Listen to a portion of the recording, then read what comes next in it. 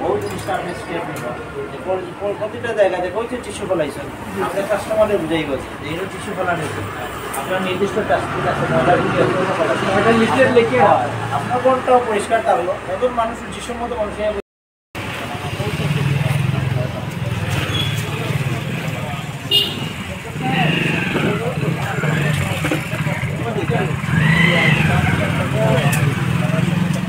আপনারা কিলা ব্যবসা বাণিজ্য করা জানা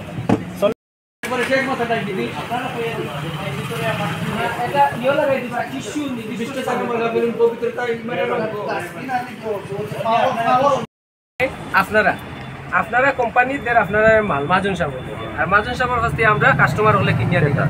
আমরা কোম্পানির লোকের সম্পর্ক হইলে আপনারা এর লাগে আপনারা দয়া করি কোম্পানির ও কথাটা কইবা এই ডেটটা ইনো না দিয়া বড় করে সাদা জায়গা দিবার লাগে যাতে স্পষ্ট মানুষে আতর নিলে ডেটটা দেখতে পারে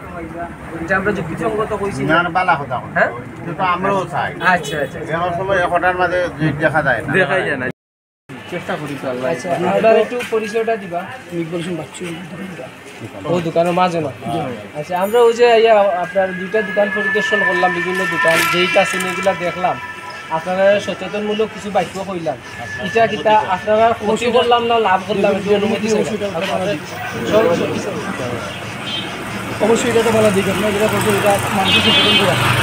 আজকে আমার হইতে পারে আপনার হইতে পারে যে এটা হইতে পারে অধিকার 2009-এর আইন অনুযায়ী আপনার একটা ডেট এক্সপায়ার মাল খাইয়াত রয়েছে আপনার 50,000 টাকা জরিমানা অনাদায়ে 3 মাসের কারাদণ্ড অথবা উভয় দণ্ড হতে পারে। এখন এটার লাগি আমরা আপনার বালা করলাম না খারাপ করলাম অবশ্যই বলা আপনার সহযোগিতা করলাম